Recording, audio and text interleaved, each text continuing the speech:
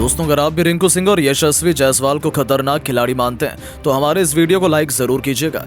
दोस्तों, पल्ले किले के मैदान पर पहले टी20 में आई घमंडी श्रीलंका की शामत। यशस्वी ने चौके छक्कों की झड़ी लगाते हुए तूफानी शतक ठोक रचा इतिहास, तो रिंकू के साथ मिल शुभमन गिल ने अपने खौफनाक छक्कों से मचाई ऐसी तबाही, पल भर में तहस नहस कर दिया श्रीलंका का गेंदबाजी क्रम। तो आखिर कैसे भारतीय बल्लेबाजों के विध्वंस में टूटा है लंका का घमंड? किसने बनाए कितने रन, किस खिलाड़ी ने जड़े सबसे अधिक छक्के?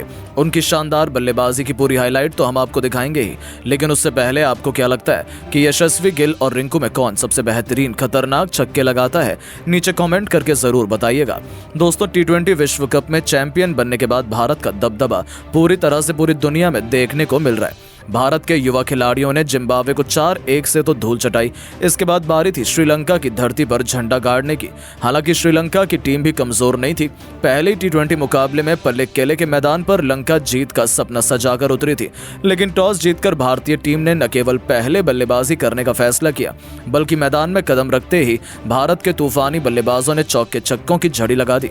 यशस्वी और गिल से लेकर रिंकू भी नया इतिहास लिखने के इरादे से आए थे, और फिर ऐसा तबाही का मंजर आया जिसने लंका की जड़ों को हिलाकर रख दिया।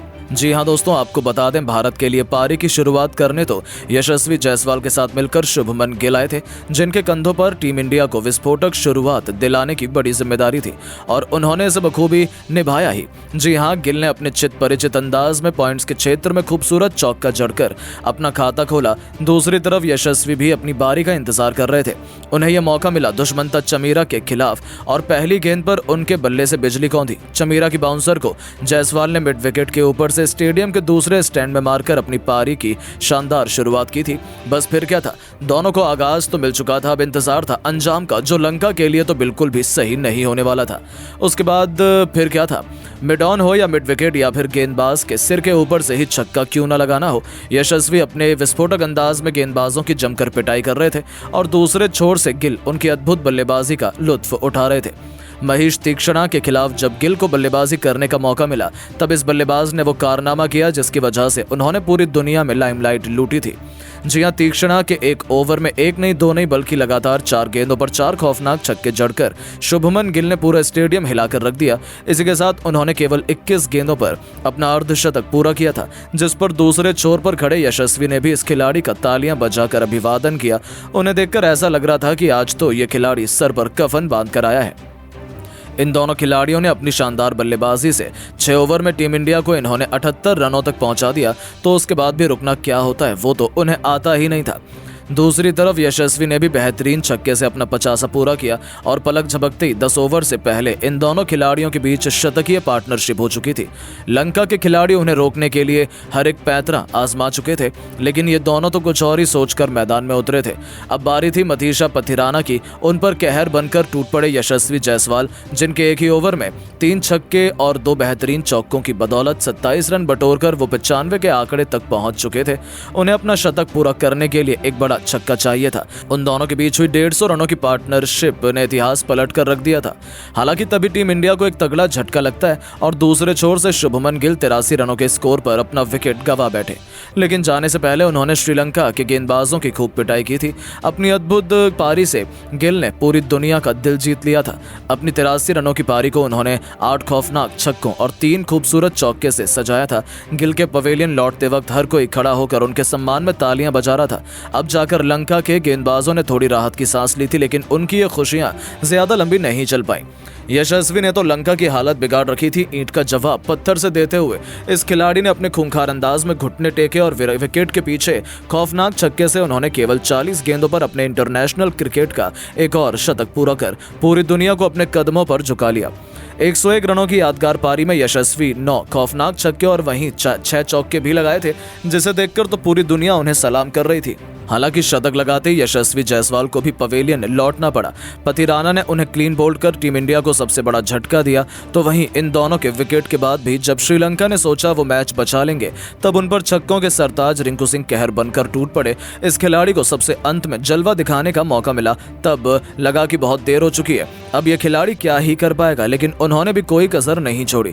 तूफानी छक्के से अपना खाता खोलने वाले रिंकू सिंह ने लंका की बेरहमी से पिटाई करते हुए उनकी बखिया उधेड़ कर रख दी। लंका के बेहद घातक गेंदबाज नुवान तुषारा को ही आड़े हाथों लेते हुए रिंकू ने उनके खिलाफ लगातार 3 गेंद पर 3 खौफनाक छक्के जड़कर पूरे स्टेडियम में हाहाकार मचा दिया था। चौके छक्कों की सुनामी लाते हुए इस खिलाड़ी ने केवल 17 गेंद पर 44 रनों की एक विस्फोटक पारी खेल दी। इस दरमियान उन्होंने 4 तूफानी छक्के और 2 चौके लगाए थे और इन तीनों खिलाड़ियों ने तो पहले T20 मैच में लंका को दिखा दिया कि भारत के खिलाफ जीत हासिल करना बच्चों का खेल नहीं है, क्योंकि उनके सामने 255 रनों का विशाल काय लक्ष्य खड़ा था। हालांकि दोस्तों श्रीलंका को लगा था कि वो इस लक्ष्य को हासिल करने के काबिल है। दोस्तों मेजबान टीम को एक तूफानी शुरुआत दिलाने के इरादे से पथुम निशंका के साथ कुशल मेंडिस की तूफानी जोड़ी मैदान में उतरी थी। उन्होंने पहले ओवर से ही गेंदबाजों पर आक्रमण करना शुरू कर दिया, लेकिन उनकी ये रणनीति ज्यादा लंबी नहीं चल पाई। अर्शदीप सिंह ने निशंका को चलता कर लंका को बहुत बड़ा झटका दिया। टीम इंडिया ने अभी से मुकाबले में शिकंजा कसना शुरू कर दिया था। एक तरफ से कुशल मेंडिस लाजवाब अंदाज में बैटिंग कर रहे थे, उन्होंने एक छोर संभाले हुए था। हालांकि दोस्तों उन्हें दूसरे छोर से किसी का भी साथ नहीं मिल पाया। चरित असलंका भी रवि बिश्नोई की फिरकी में फंस गए तो फिर एक के बाद एक पूरा लंका का बल्लेबाजी क्रम भारतीय गेंदबाजों के सामने ध्वस्त हो गया। अर्शदीप सिराज और रवि बिश्नोई की टिकड़ी ने लंका के बल्लेबाजी क्रम की धज्जियां उड़ा दी।